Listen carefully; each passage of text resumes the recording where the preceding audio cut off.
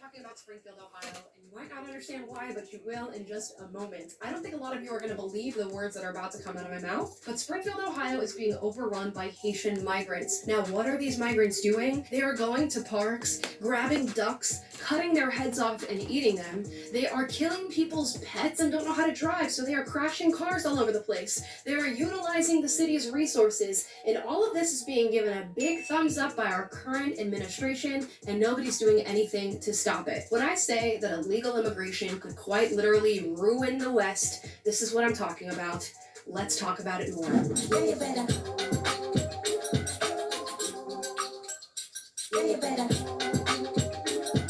Guys, before we get into today's video, please like and subscribe. And on this one, I'm going to highly recommend you share it because a lot of people need to see this firsthand to really understand and recognize what I'm talking about when I'm talking about these Haitian immigrants in Springfield, Ohio. We are going to cut right to the chase and start watching our first video. This is a Springfield, Ohio resident trying to complain about what he's witnessing in his city. I think it's like kind of odd that like a guy like me has to come out from doing what I do on a daily basis to have fun. Cause I see what's going on in these streets, and I see you guys just sitting up there in them comfy chairs and suits, and I'm getting out here every day, and I'm broadcasting this, and you guys are just sitting up there in suits or something. Like I really challenge you guys to get out here and do something. These Haitians are running into trash cans, they're running into buildings, they're running into, they flipping cars in the middle of the street. And I don't know how like y'all can be comfortable with this. Like I don't know like who's getting paid from this. I honestly feel like someone's getting paid from it in the background. You got a bunch of people on the bus getting dropped off at a gas station to come down here.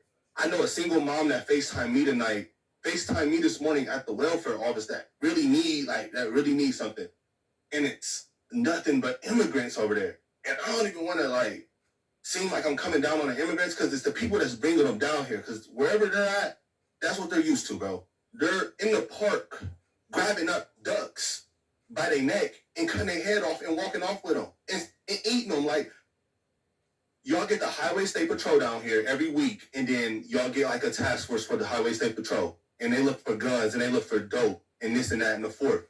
That same people that y'all got riding up and down Limestone doing U-turns, pulling people over for blinkers and pulling people over for going left to center and a couple miles over, y'all can take them same people, the Highway State Patrol, and you can take them in every single one of their silver Chargers and Dodge Durangos, and y'all can take them to Sunset, and y'all can park them right over there, and y'all can teach people how to drive. Since the Highway State Patrol know so much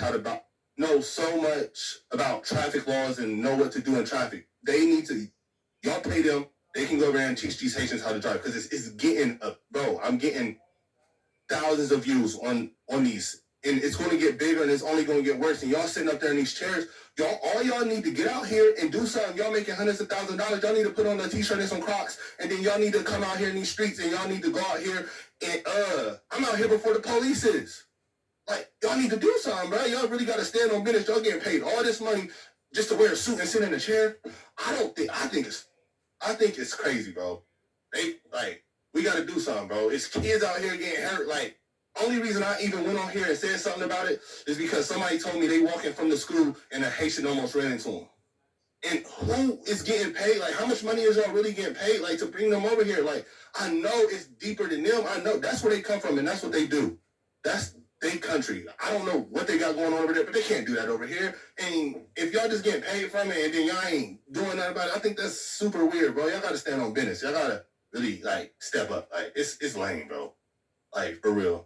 Thank you for your comments. Thank you. Thank you for your comments. Yeah, he's right about a lot of things. These migrants are getting bussed and flown and shipped all over the United States. A lot of these Haitian migrants entered through our southern border. How exactly did they get to Springfield, Ohio? Who paid that bill? It is your government. It is this current administration that is allowing this to happen. So not only are they driving cars around wherever they want, crashing into people, into mailboxes, into trash cans, they are cutting off the heads of ducks and eating them from the local park. Now, you know how I feel about illegal immigration, and I don't want to even label all of these illegal migrants as horrible people who are coming here, cutting off the heads of ducks and eating them. But if it's one too many. And we have story after story after story out of Springfield, Ohio, of these illegal Haitian migrants doing the same thing. It's really, really strange. I'm gonna read you some more. Now, mind you, Springfield, Ohio has a very small population, and they now have 20,000 Haitian migrants living within the city, some of whom are staying 10 to 1 bedroom.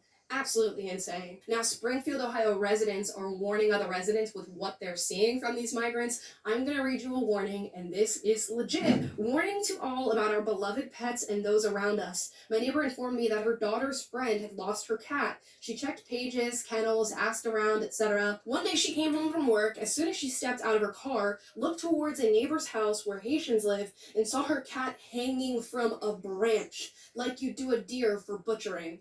And they were carving it up to eat. I've been told they're doing this to dogs. They've been doing it at Snyder Park with the ducks and geese, as I was told the last bit by rangers and police. Please keep a close eye on your animals. So when I'm talking about illegal immigration, and I say that a lot of these immigrants who are entering the country illegally are not assimilating to American customs and culture, this is one of the extreme examples where that assimilation is not taking place. Can you imagine having your pet snatched up out of your yard, butchered, and eaten by a neighbor? I can't, but I guess in this year 2024, we should maybe get used to that, because we're allowing people into this country who absolutely refuse to adapt to the American way of life. And in the case of what's happening in Springfield, Ohio, it's leading to these extreme news stories like having ducks, geese, cats, and dogs butchered right in front of you. And it's not just the fact that they're snatching up pets and ducks and eating them, although that should be enough. They're also squatting on people's yards. They are becoming aggressive towards the Americans living in Springfield, Ohio.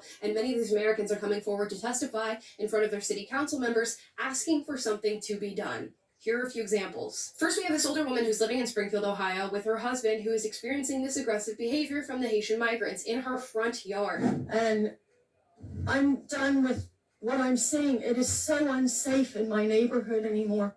I have the homeless that were trying to camp out, and I have made concessions with them, and I try to help them the best I can to keep them from trying to squat on my property.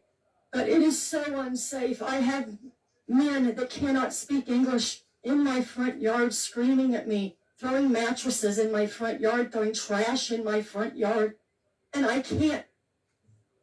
Look at me, I weigh 95 pounds. I couldn't defend myself if I had to. My husband is elderly, and last night, after living in this home for 45 years, he said, Noelle, guess what? It's time to pack up and move. He said, we can't do this anymore. He said, it's killing both of us mentally.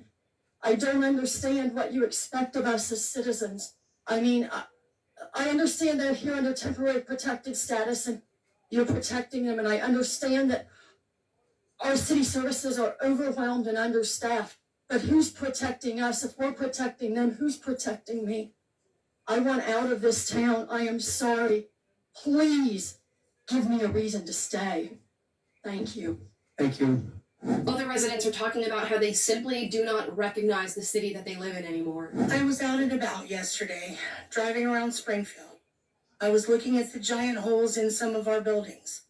I noticed all of the old familiar spots bearing new signs in an unfamiliar language.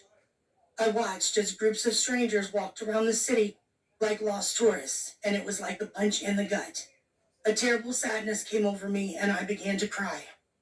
I immediately started to think back to when I was little, walking from my grandma's house on South Fountain through downtown and all the way to Snyder Park, going to Wren's to get new school clothes and shoes, the excitement of the mall for lunch at the Blue Fox, or even better to see Santa, riding down High Street, admiring the beauty of those stately homes and their amazing architecture, dropping pennies in the fountain and making wishes. And now, all those warm memories are becoming fuel to the fire of anger inside of me. I feel like we have been invaded by some sort of pest. I'm angry that my friends and family are packing up and moving away. I'm angry that foreigners are using up the resources that were set up for the Americans that reside here. I'm angry that another country's flag was being flown in our city. I'm angry when I see our businesses and recreational areas littered with garbage left by people that do not know or understand our laws and culture and are making no attempt to learn about them. And let me be clear, this is not about race. This is about people being given the privilege of coming here from another country and having no respect for our people, our land, or our life's work. People living their life here the way they did in Haiti, angry, stealing, polluting, living in filth, and acting like animals. These are not civilized people. Opening containers in our grocery stores, helping themselves to what's inside and throwing the rest onto the shelves and floors. Pulling off of the highway to publicly clean and gut the roadkill, lying there in front of anyone that passes by. Stealing animals from farmers and leaving their severed heads at the side of an old school where children play.